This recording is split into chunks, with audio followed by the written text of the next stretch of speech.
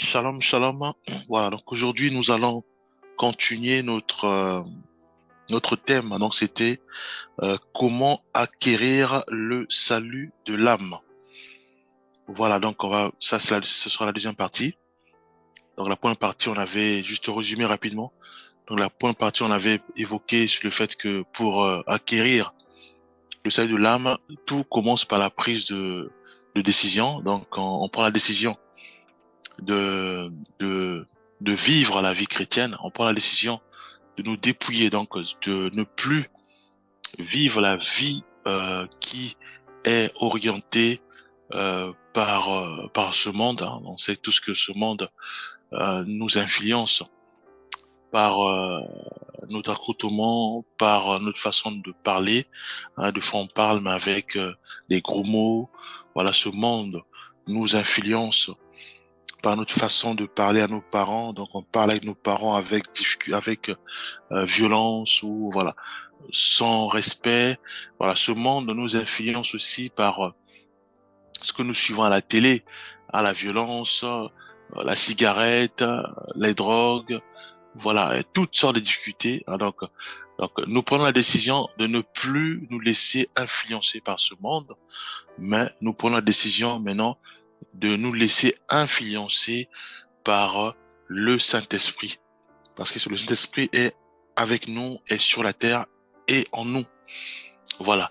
Donc c'est ça. Donc la première question, donc c'est ça. Prends la décision de ne plus se laisser influencer par le monde, mais de se laisser influencer par Jésus-Christ qui est la parole. Donc la Bible. Ça, c'est un. Et deux, nous prenons l'engagement aussi devant les hommes et devant Dieu. Il faut que ça soit visible. C'est ce qu'on appelle les eaux de baptême. Donc on passe par les eaux de baptême. Et à ce moment-là, nous sommes baptisés du Saint-Esprit. Et maintenant, la Bible devient maintenant notre guide. Puisque la Bible n'est autre que euh, la parole de Dieu. Hein, n'est autre que la parole de Dieu. Donc, en lisant la Bible, Dieu nous parle. En lisant la Bible, nous sommes instruits. En lisant la Bible, nous épuisons, nous ressourçons. Voilà, en lisant la Bible nous révèle pas mal des choses, hein, pas mal de directives, pas mal de comment se comporter, comment vivre pleinement notre belle vie chrétienne. Voilà, donc il y a l'engagement à prendre, il y a les eaux de baptême et aussi il y a maintenant euh, les orientations, suivre la parole de Dieu, les enseignements, en s'appuyant bien sûr sur la Bible et aussi en s'appuyant de nos frères et sœurs, en s'appuyant aussi de tous ceux et celles qui partagent notre vision, qui partagent notre vie chrétienne. Voilà. Et après, on avait dit que euh, le fait de faire cela, il y a une grande fête au ciel, hein, d'après la Bible, et à ce moment-là, nous avons le salut. Voilà. Maintenant, nous allons continuer. Et donc aujourd'hui, nous allons voir maintenant effectivement une fois que nous sommes baptisés, une fois que nous prenons la décision de vivre la vie chrétienne, une fois que nous prenons la décision de passer aux autres baptêmes pour montrer notre engagement envers Dieu et envers des hommes. Et une fois que nous sommes baptisés Saint-Esprit, une fois maintenant que nous partons à l'église, que nous appuyons sur la parole de Dieu, nous méditons la parole de Dieu. Maintenant, Dieu nous dit qu'il y a encore un grand travail à faire. Quel sens? Certes, on a le salut, mais nous devons conserver ce salut. En quoi faisant? En marchant en conformité avec la parole de Dieu. C'est ça la vie chrétienne. La vie chrétienne consiste simplement à suivre les directives de Jésus-Christ. Jésus-Christ nous a enseigné sur la terre. Jésus-Christ que toutes ces paroles se trouvent dans la Bible. Donc, il est important que nous puissions nous appuyer sur la Bible, nous appuyer sur le Saint-Esprit qui est en nous, qui nous parle aussi, hein, qui nous parle aussi. Donc, nous devons prier pour dire, Seigneur, aujourd'hui, je suis devenu un chrétien, je suis devenu une chrétienne, mais je veux entretenir ce feu, je veux entretenir ce zèle, je veux entretenir cet engouement de vivre pleinement ma belle vie chrétienne. Voilà. Or, pour vivre la belle vie chrétienne, Dieu nous demande simplement de suivre ses directives, de suivre ses commandements qui sont pas pénibles, mais qui est rempli d'amour et de joie. Voilà. Donc, Dieu nous appelle maintenant à lire la parole de Dieu et à mettre en pratique ce que nous lisons. Ça s'appelle marcher dans la sanctification. Et en faisant ainsi, oui, nous entretenons notre salut. Voilà, nous, bien-aimés. En marchant ainsi, oui, nous continuons toujours à plaire à notre Seigneur et Sauveur. En vivant ainsi, oui, nous sommes toujours dans la voie du salut. Voilà, nous vivons toujours notre belle vie chrétienne. Parce que si nous disons que voilà, nous avons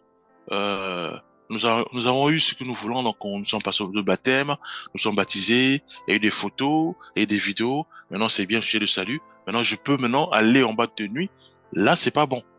Je peux maintenant aller prendre la drogue ou prendre tout ce qui nuit au corps, là ce n'est plus bon. Je peux maintenant mal parler à mes parents, là ce n'est plus bon, mes bien-aimés. C'est pour ça qu'il est important de réaliser que une fois, certes, que nous avons pris la décision, l'engagement de suivre Christ et de ne plus suivre le monde, nous avons pris l'engagement de passer au baptême, nous avons pris l'engagement de marcher en conformité à la parole de Christ. Dieu, certes, nous donne le salut, mais il est important de réaliser que nous devons l'entretenir. Puisqu'on a le salut, oui, nous devons l'entretenir. Parce que si nous ne l'entretenons pas, à ce moment-là, nous pouvons perdre notre salut. Pourquoi? Parce que Dieu est juste. Voilà. Dieu, il a établi les lois. Et même lui aussi, il obéit à ces lois-là. Honore ton père et ta mère, tu seras heureux sur la terre. C'est une loi. Ça veut dire quoi? Ça veut dire que si nous n'obéissons pas à nos parents, il n'y a pas la bénédiction. Voilà. Donc, ce sont les lois qui sont établies. Ça veut dire que même si je suis baptisé autre, mais tant que je n'honore pas mon père et ma mère, il n'y a pas la bénédiction. Hein, d'après la parole. Voilà. Donc, Dieu nous demande d'entretenir le salut. Pourquoi? Parce que nous avons le Saint-Esprit, son Esprit Saint en nous. Et son Esprit Saint, maintenant, va commencer maintenant à nous aiguiller. Pourquoi? Parce que nous avons le salut, il est en nous, il nous accompagne, il nous assiste, il nous aide. C'est un guide. Le Saint-Esprit, c'est un guide, comme la Bible. Le Saint-Esprit va nous éclairer, va nous aiguiller, va nous parler, va nous dire, voilà, non, ce que tu fais, c'est pas bon. Ce que tu fais n'est pas bon. Il va prier avec nous, le Saint-Esprit. Il y a des fois quand on dort, lui, il prie pour nous. Voilà, nous. Donc c'est pour ça qu'il est aussi important de dire, Saint-Esprit, parle-moi. Révèle-moi les choses cachées. Est-ce que je suis toujours dans cette belle vie chrétienne? Est-ce que je mène toujours cette belle vie chrétienne ou j'ai encore dérouté? Est-ce que je suis pleinement dans la voie du Seigneur ou j'ai dérouté? Est-ce que je suis pleinement dans la volonté du Seigneur sur ce que je fais, sur mes copines, voilà. Est-ce que je suis égaré? Le Saint-Esprit va nous parler. Il va toujours nous parler. Soit une pensée montée en nous pour dire, voilà, repens-toi, ou soit par la parole de Dieu, quand on lit la Bible, il va commencer à nous orienter sur des versets où ça parle clairement à nous, ou soit par les rêves, par les songes, par les visions. Voilà. Donc, il est important de réaliser que le salut s'entretient, nous devons entretenir notre salut, et pour l'entretenir, nous devons marcher en conformité avec la parole de Dieu. La parole de Dieu nous demande de ne plus insulter, on n'insulte plus. Parce que si on fait ainsi, ça veut dire que nous marchons contraire à la parole de Dieu et c'est pas bon pour notre salut. Pourquoi? Parce que le Saint-Esprit va être attristé, qui est en nous. Voyons-nous. Donc prenons quelques versets pour affirmer tout cela, qui montrent que voilà le salut est totalement important et que le salut fortifie et que le salut nous rend heureux. Le salut vraiment c'est ce que nous cherchons tous, hein. Nous cherchons tous à avoir le salut de l'âme pour nous chrétiens. Voilà. Prenons Acte 16 verset 31 que nous connaissons tous, hein. Paul et Silas ont répondu: crois au Seigneur Jésus et tu seras sauvé, toi et ta famille. Voilà. Donc ici, il y a une nuance. Donc il y a d'abord toi, donc moi, je crois au Seigneur, et ensuite, euh, ma façon de parler change parce que je crois en Jésus-Christ. Ma façon de vivre change aussi parce que je veux entretenir ma belle vie chrétienne. Je veux entretenir mon salut. À ce moment-là, je change radicalement ma vie. Donc moi qui étais orienté par le monde, moi qui étais conduit par les désirs de ce monde, maintenant je me laisse conduire par la parole de Dieu, par le Saint-Esprit. À ce moment-là, mes frères, mes sœurs, mes parents, mes grands-parents verront en moi un grand changement et ils vont chercher à vivre comme moi. Ils vont forcément faire comme moi. Pourquoi? Parce que ils voient en moi la joie. Moi qui sers tout le monde. Moi qui, avant, je voulais surtout pas laver les assiettes ou faire, voilà, ou balayer la maison, ou voilà, ou nettoyer la maison. Je le fais maintenant. Mes frères vont dire, ah, mais il y a un grand changement. Mes sœurs vont dire, mais il y a un grand changement. Ils vont faire comme moi. Ils vont vouloir m'imiter moi. Et à ce moment-là, il y aura des questions. Comment tu fais? Qu'est-ce qui a fait que tu changes? Toi qui commences à faire les petits déjeuners à tout le monde, tu vois, maintenant qui commence à conseiller, qu'est-ce qui s'est passé? Et à ce moment-là, je vais dire que parce que j'ai connu Jésus-Christ, parce que j'ai pris la décision et l'engagement de suivre Christ, j'ai pris l'engagement de vivre ma vie chrétienne, j'ai pris l'engagement d'entretenir le Saint-Esprit qui est en moi, de garder, puisqu'on l'attriste aussi. J'ai pris l'engagement de, de me dépouiller, de me débarrasser de tout ce qui me tirait vers le mal, les gangs, les bagarres, les, les commérages, les disputes et autres. J'ai pris dans l'engagement de suivre Christ. Ils vont me suivre. C'est à ce moment-là que la parole de Dieu dit, et tu seras sauvé, toi et ta famille. Parce que la famille va s'inspirer à moi, parce qu'on sait tous que le salut est individuel. Voilà, le salut est individuel. Donc, le fait que moi, dans la maison, je change, je deviens comme une lumière qui éclaire les autres. Par ma façon de parler, de m'exprimer. Moi qui parlais durement à mon père, mais je parle avec mon père ou je parle avec ma mère dans la douceur, dans la joie. Et j'écoute ce qu'il me donne comme conseil, je mets ça en pratique. Tous ils sont étonnés. Donc, je deviens comme une lumière. Je ne deviens pas comme, mais je deviens une lumière pour mon père et pour ma mère. Je les éclaire par cette parole, par ce changement radical de ma vie, pour m'appuyer au Saint-Esprit et pour m'appuyer à la parole de Dieu. Voilà nous. Et à ce moment-là, mon père cherchera à savoir qu'est-ce qui a changé, quelle est la cause de mon changement.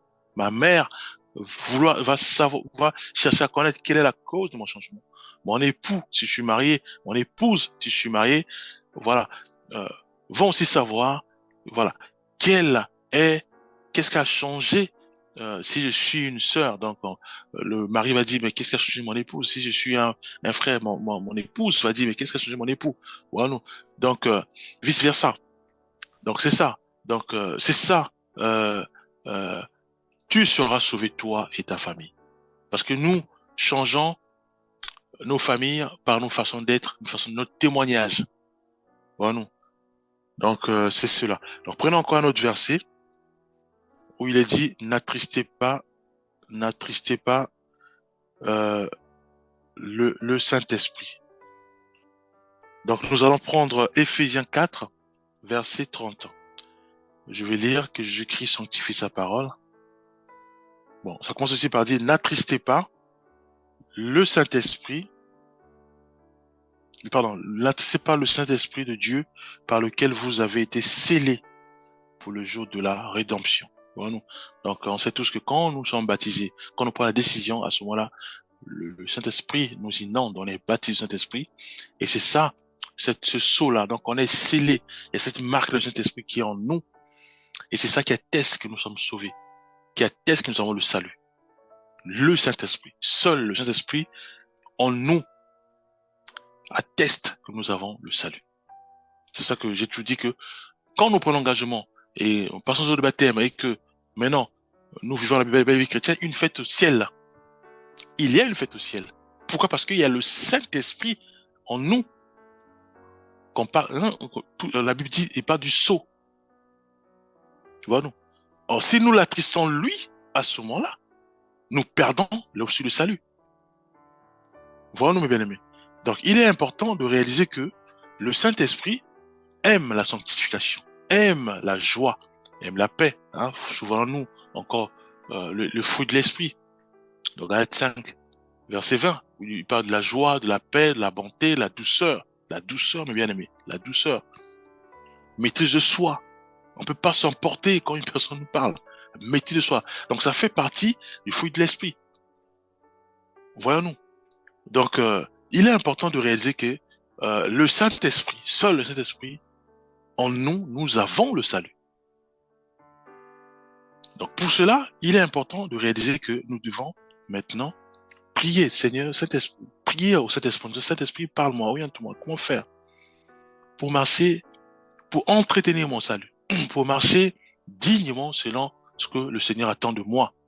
On sait tous que le Seigneur attend de nous que nous puissions marcher en conformité à sa parole. Donc, lisons d'abord sa parole et il va nous éclairer, le Saint-Esprit. À ce moment-là, oui, il va encore nous rappeler les choses, il va encore nous montrer les choses cachées. Nous allons grandir. C'est ce qu'on appelle maintenant la maturité. Donc, il y a la nouvelle naissance, le lait, et après, il y a aussi la maturité, mes bien-aimés. Donc, nous devons entretenir notre salut en lisant la parole de Dieu, en mettant en pratique la parole de Dieu, et aussi dans la prière. Bon, nous devons nous séparer de ceux et celles qui aiment faire le mal. Nos amis, nos copines, ils aiment tout insulter, des commérages, la vengeance. Nous devons nous déconnecter d'eux. Parce que pour entretenir le salut, nous devons manifester l'amour, la joie, la paix. On sait tous que Dieu est amour. Donc l'amour doit imbiber nos corps. L'amour doit inonder nos pensées. L'amour doit inonder nos propos. Inonder tout ce que nous entendons, mon bien-aimé. Donc pour cela, nous devons nous déconnecter de nos bien-aimés, nos amis. Si ils veulent pas changer, si à travers mon comportement, ils tirent pas à instruction, ils veulent pas faire comme moi, à ce moment-là, je me retire d'eux. Pour nous. Nous devons nous déconnecter de tous ceux et celles qui prennent la cigarette, qui prennent le cannabis. Nous devons nous déconnecter de tous ceux et celles qui aiment la violence, qui aiment voler, qui aiment mentir. Voilà, pour nous connecter aux frères et sœurs qui aiment la joie, qui aiment la sainteté, qui aiment la vérité, qui aiment la justice. Mes bien-aimés, voyons-nous, il est important de réaliser cela, que Dieu nous aime et Dieu veut notre bonheur. Dieu veut que nous soyons davantage heureux. Voyons-nous, parce que mais pour cela, Dieu il voit le Saint-Esprit en nous. Si en nous, nous attendons le Saint-Esprit, Dieu il sait que ça va pas. Il voit notre cœur, il dit ça va pas. Or, pour cela, nous devons nous approprier des fruits de l'esprit, la joie, la paix, la bonté, la douceur, la bienveillance, la maîtrise de soi, la patience. Voilà, nous devons nous appuyer sur ça. Nous devons lire la parole de Dieu, méditer la parole de Dieu. Prenons notre verset quand même. Prenons 1 Thessaloniciens 5, verset 19. Je vais lire que Jésus-Christ sanctifie sa parole. N'éteignez pas l'esprit. Ça s'arrête là. N'éteignez pas l'esprit.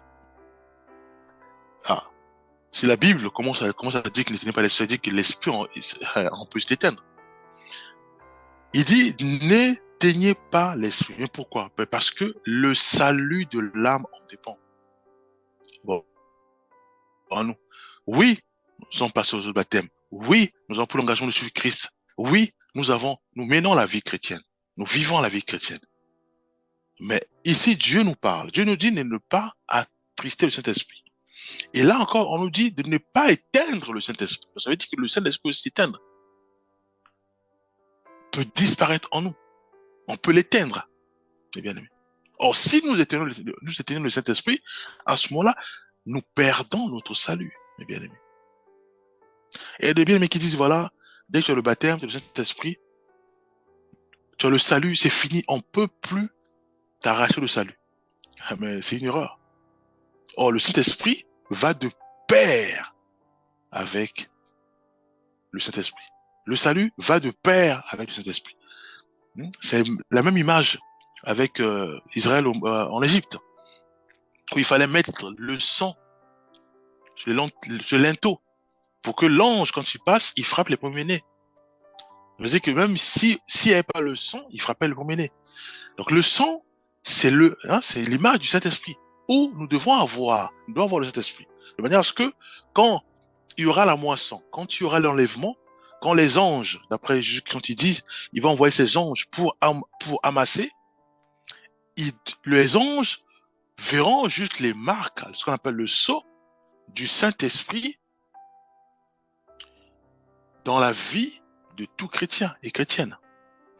Or, si nous éteignons le Saint-Esprit, ce feu-là, l'ange passe, il prend ton père, il prend ta mère pour l'enlèvement, et nous restons, mes bien-aimés.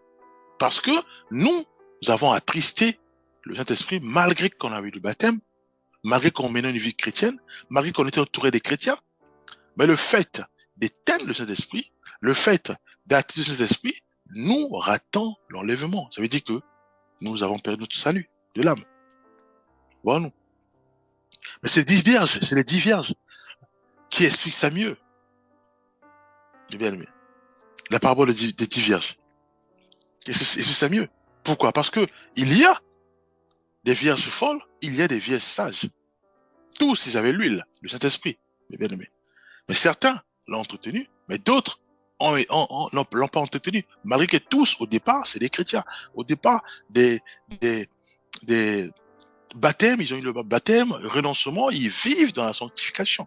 Mais il y a eu une différence au niveau de l'huile. Il y a eu une différence au niveau de leur lampe. Voyons-nous. Donc, nous devons garder, garder la lumière dans notre vie. Nous devons garder le Saint-Esprit en nous. Parce qu'en faisant ainsi, nous avons la garantie d'être enlevés. Or, pour garder la lumière en nous, l'huile en nous, le Saint-Esprit en nous, mais c'est simple, c'est juste changer radicalement notre vie, marchant dans la sanctification. C'est quoi la sanctification? Marchant selon la parole de Dieu.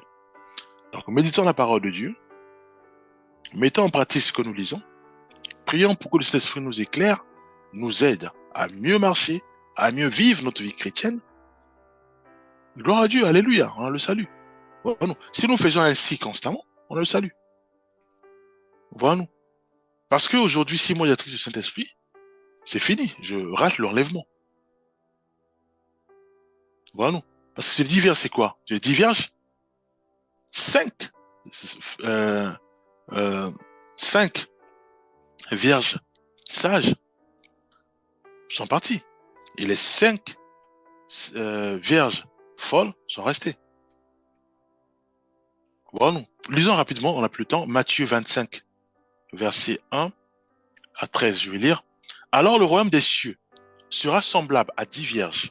On dit bien le royaume des cieux. Qui parle? Le maître. Le maître qui parle, mes bien-aimés.